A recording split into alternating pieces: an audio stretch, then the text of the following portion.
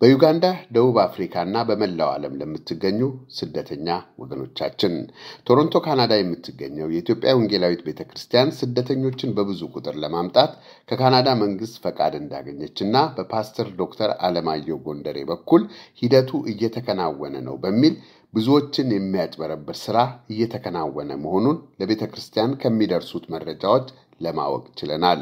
ቤተክርስቲያን በመደበኛነት ከምታከናውነው የስደተኞች ማምጣት ፕሮግራም በተጨማሪ አዲስ ነገር የሌለ መሆኑን ለመግለጽ እንወዳለን። በዚህ እውነት ባልሆነ መረጃ የወገኖቻችንን ገንዘብ ለመዝረፍ በሚደረግ እንቅስቃሴ ብዙዎች እየተጭበረበሩ መሆኑን በመገንዘብ ቤተክርስቲያን አዝናለች። ቤተክርስቲያን በእንደዚህ አይነት ተግባር ያልተሰማራች መሆኗን እያሳወቀች መረጃው ፍጹም ውሸት መሆኑን ታሳውቃለች። ከዚህም እንድትጠበቁና እንድትጠነቀቁ ታሳስባለች። ተጨማሪ መረጃ ካስፈልጋችሁ ቤተክርስቲያኗን ኮንታክት እንድታረጉ እንገልጻለን። የኢትዮጵያ ወንጌላዊት ቤተክርስቲያን በቶሮንቶ